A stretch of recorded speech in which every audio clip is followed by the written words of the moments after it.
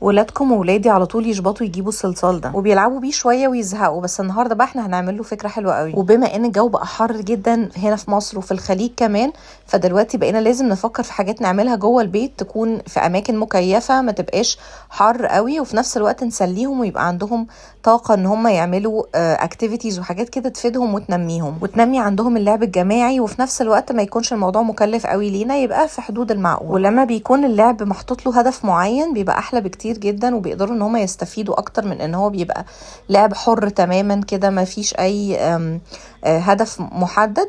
ده مطلوب برضو لانه بينمي الابداع، بس مش طول الوقت. يعني لو احنا عندنا purpose معين او هدف معين بنعمله عشان نطلع بيه من اللعبة، ده هيكون افضل ليهم، هيرتب لهم دماغهم احسن، وهيخليهم عندهم جول او هدف معين كده هم عايزين يوصلوا له في نهاية اللعبة. احنا النهاردة بقى هنعمل حاجة تقدروا تعتبروها من اللعب التخيلي، بس هناخده ليفل تاني مختلف بقى. يعني هنغير كده شوية في المفاهيم. الفكرة بقى كلها ان احنا قررنا ان احنا نفتح مطعم سوشي. تمام. فاللي احنا هنعمله بالبلاي دو او بالصلصال ده هو اننا هنصنع سوشي بالافكار بقى اللي عندنا، بالفليفرز بقى اللي بتيجي على بالنا، بالكلام ده كله. وهنبتدي بقى نعمله ونسيبه ينشف، وبعد كده بعد ما بينشف بقى هنبتدي ان احنا يعني نتصرف كأننا عندنا مطعم سوشي، وان حد بيعمل اوردر وان حد تاني بياخد الاوردر ده وبيسلمه يعني للي هياكل الاوردر، وهنحاسب عليه وهندوقه. يعني مش هندوقه فعليا يعني، بس اللي هو كأننا يعني ماسكين الشوبستيكس وكأننا بقى بنلعب بيه.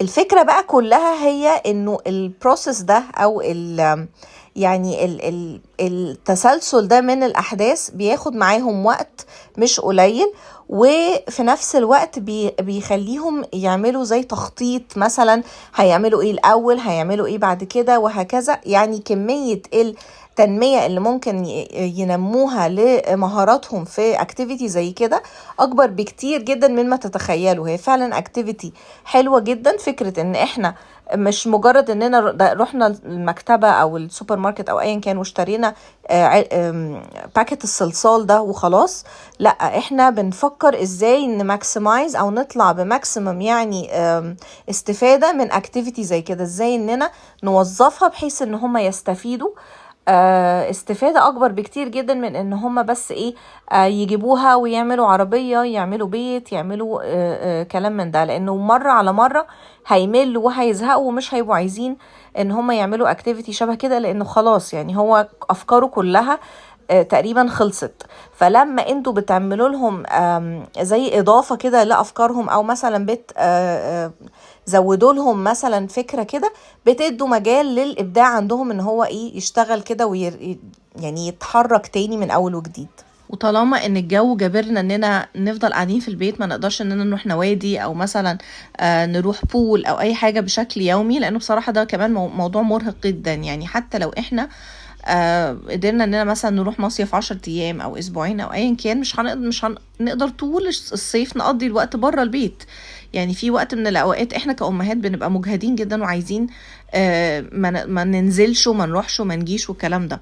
ففي نفس الوقت هم كمان بيبقوا حاسين بملل شديد جدا، وعايزين يعملوا حاجة مسلية، حاجة ظريفة، حاجة تنمي من مهاراتهم، بس ما تبقاش بشكل يعني زي المذاكرة كده بشكل مباشر، فاهمين؟ فدي حاجة من الحاجات اللطيفة قوي. وبعدين كمان في نقطة مهمة قوي، جزئية ان احنا الموارد عندنا عموما او الماتيريالز اللي بتبقى متاحة يعني في بلادنا عموما، سواء حتى في مصر او في دول الخليج، بتبقى الى حد ما محدودة. يعني هي نفس الخامات اللي بتبقى موجودة عندنا. فاحنا دورنا بقى اننا ازاي نطلع من الخامات دي افكار متعددة بحيث ان هما ما يحسوش بملل، وفي نفس الوقت الموضوع بالنسبة لهم يبقى مختلف وجديد كل مرة. يعني احنا مثلا المرة دي عملنا سوشي، ممكن بعديها مثلا بفترة نفكر اننا نعمل بيتزا، يعني بنفس الطريقة مثلا نقدر اننا نعمل بيتزا او نعمل مخبوزات او ايا كان. حاجات ممكن تتصنع بنفس الطريقة دي، تبقى سهلة وبسيطة للولاد، وفي نفس الوقت تبقى تعليمية جدا، لان هم بيتلقوا معلومات كتيرة كتيرة قوي من لعبة زي كده. يعني احنا مثلا دلوقتي قاعدين بنعمل السوشي مثلا، اللون الاخضر ده هو الافوكادو، الابيض ده مثلا الرز، الاورنج مثلا ده السالمون.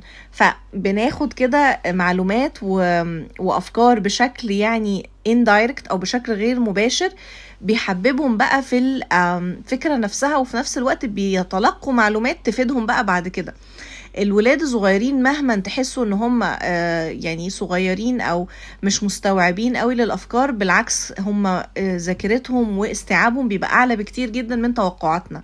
فلعب من النوع ده بينمي عندهم كمان فكرة المفردات الجديدة، ان هم بيبقى عندهم حصيلة كده لغوية كبيرة جدا بتفيدهم بقى بعد كده في الدراسة. وده الفرق على فكرة بيبقى ما بين الطالب الشاطر قوي في الدراسة والطالب اللي بيتعب قوي او بيبذل مجهود اكبر بكتير جدا لما بيجي وقت الامتحانات او وقت الاختبارات والدراسة والكلام ده كله. ان في حد منهم بشكل غير مباشر تلقى خبرة وتلقى معلومات زيادة عن الطفل التاني.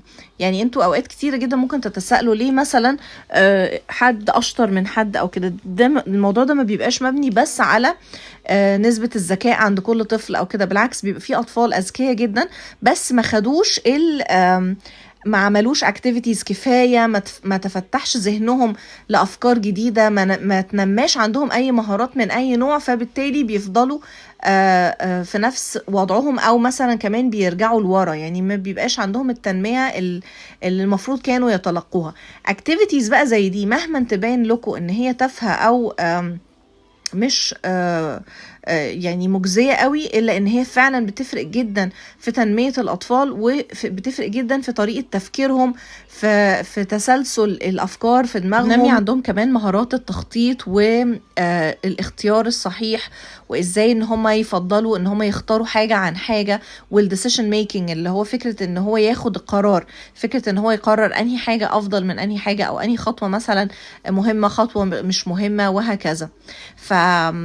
دايما فكروا ازاي ان انتوا تعملوا انشطة من النوع ده مع ولادكم، بحيث ان انتوا تقدروا ان انتوا تنموهم، ويقدروا ان هم بعد كده يستفيدوا بقى من الخبرات اللي هم اكتسبوها معاكوا دي في حياتهم عموما، مش بس في الدراسة. بالعكس ده هي دي الخبرات اللي فعلا بتفيدهم في حياتهم لما بيكبروا، وقت الشغل، وقت الجامعة، ايا كان الحاجات اللي الاطفال بيكتسبوها في السن الصغير قوي ده، هي دي فعلا الحاجات اللي بتكمل معاهم حياتهم بعد كده. الدبلوماسية في التعامل، اتخاذ القرار، فكرة ان هم ينظموا وقتهم، ينظموا افكارهم، ينظموا الاكشنز بتاعتهم او الخطوات اللي هم بيعملوها، الاختيار انهي الافضل مثلا، الاختيار ده ولا الاختيار ده، ايه الحاجة المناسبة لده او ايه الحاجة المش مناسبة لده.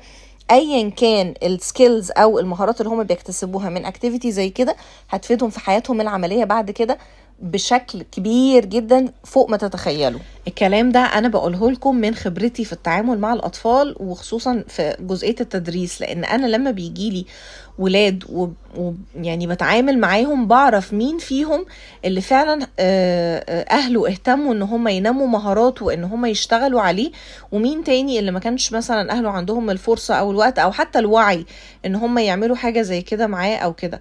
وخصوصا كمان ان احنا الاماكن اللي موجودة عندنا عموما في بلادنا العربية ما بتهتمش قوي باكتيفيتيز زي كده، ما بنلاقيش مراكز او سناتر او اماكن نودي فيها ولادنا بحيث ان هم يعملوا تنمية مهارات من النوع ده او يقضوا وقت لطيف او كده. الموضوع بيبقى روتيني جدا او بيبقى كله متشابه تقريبا.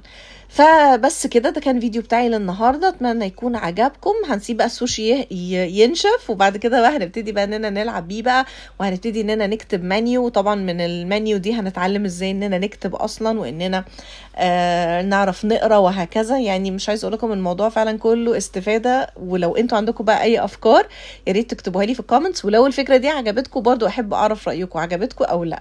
واشوفكم في فيديو